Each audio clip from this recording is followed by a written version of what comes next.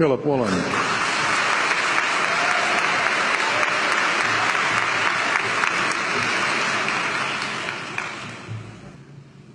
King Lear, late at night on the cliffs, asks the blind Earl of Gloucester, "How do you see the world?" And the blind man Gloucester replies, "I see it feelingly. And shouldn't we all? Animals must be off the menu because tonight they are screaming in terror in the slaughterhouses, in crates and in cages, vile, ignoble gulags of despair." You see, I heard the screams of my dying father as his body was ravaged by the cancer that killed him. And I realized I'd heard those screams before. In the slaughterhouse, their eyes stabbed out and their tendons slashed, on the cattle ships to the Middle East, and the dying mother wail as a harpoon explodes in her brain as she calls out to her calf. Their cries were the cries of my father. And I discovered that when we suffer as equals. And in their capacity to suffer, a dog is a pig, is a bear, is a boy. Meat today is the new asbestos, more murderous than tobacco. CO2, methane and nitrous oxide from the livestock industry are killing our oceans with acidic, hypoxic dead zones. 90% of small fish are ground up into pellets to feed to livestock. Vegetarian cows today are the world's largest ocean predators. The oceans are dying in our time. By 2048, all our fisheries will be dead, the lungs and the arteries of the earth. Billions of bouncy little chicks are ground up alive simply because they are male. Only 100 billion people have ever lived. 7 billion people live today. And yet we torture and kill 2 billion sentient living beings every week. 10,000 entire species are wiped out every year because of the actions of one. And we're now facing the 6th mass extinction in cosmological history. If any other organism did this, a biologist would call them a virus. It is a crime against humanity of unimaginable proportions. But happily, the world is changing. 10 years ago, Twitter was a bird sound. www was a stuck keyboard. Cloud was in the sky. 4G was a parking space. Google was a baby's burp. Skype was a typo. And Al-Qaeda was my plumber. Victor Hugo said, "There is nothing more powerful than an idea whose time has come." Well, animal rights today is now the greatest social justice issue since the abolition of slavery. Do you know there are over 600 million vegetarians in this world? And that is bigger than the United States, England, France, Germany, Spain, Italy, Canada, Australia, New Zealand, all put together. If we were one nation, we would be bigger than the 27 nations of the European Union. Can you believe that? And despite this massive demographic footprint, we are still drowned out by the raucous hunt and shoot and killing cartels who believe that violence is the answer when it should not even be a question. Meat kills animals, kills us, and is killing our economies. Medicare has already bankrupted the United States. They will need $8 trillion invested in Treasury bills just to pay the interest, and they have precisely zero. They could shut down every school, Army, Navy, Air Force, Homeland Security, Marines, CIA, and FBI, and they still will not have the money to pay their doctor bills. And our Cornell and Harvard say that the optimum amount of meat in a healthy human diet is precisely zero. Water, as you know, is the new oil. Nations will soon be going to war for it. Underground aquifers that took millions of years to fill are now running dry.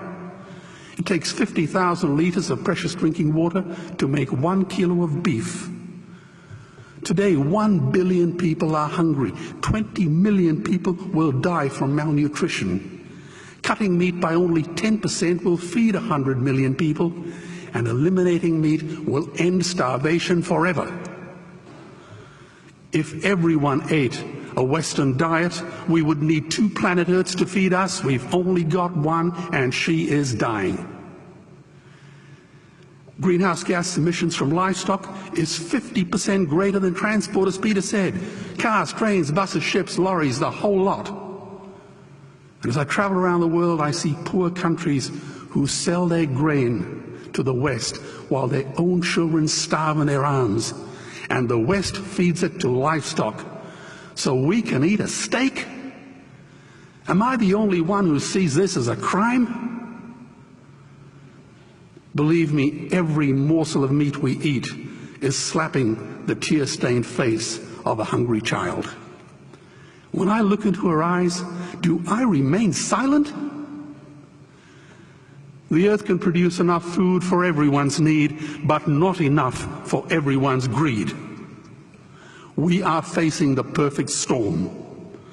If any nation had developed weapons that could wreak such havoc on the planet, we would launch a preemptive military strike and bomb it back into the Bronze Age. But it's not a rogue state, it's an industry.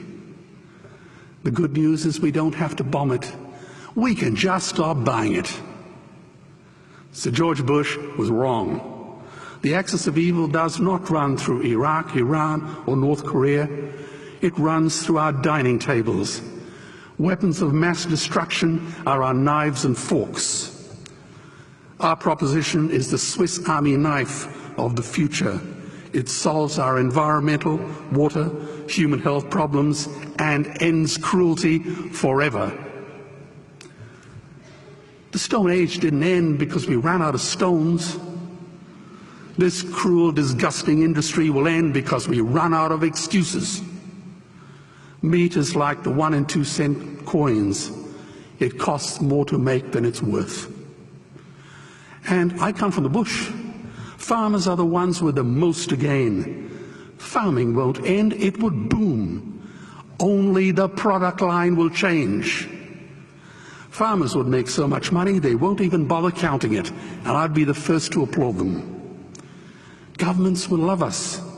New industries would emerge and flourish. Health insurance premiums would plummet. Hospital waiting lists would disappear. Hell, we'd be so healthy, we'd have to shoot someone just to start a cemetery. So tonight I have 2 challenges for the opposition. 2 challenges. Meat causes a wide range of cancers and heart disease. Would they name one disease caused by a vegetarian diet?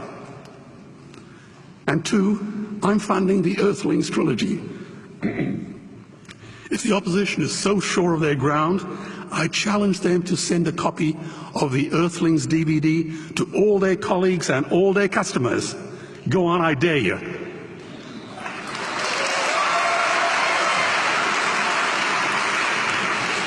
Animals are not just other species, they are other nations, and we murder them at our peril. The peace map is drawn on a menu.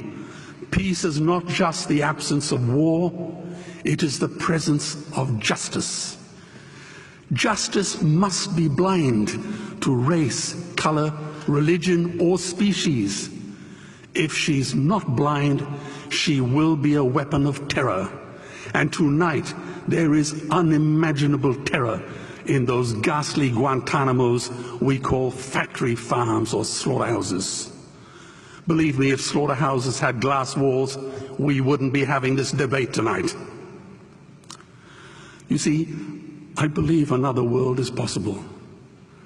And on a quiet night, I can hear her breathing. Let's get animals off the menu and out of these torture chambers. Please vote tonight for those who have no voice. Thank you.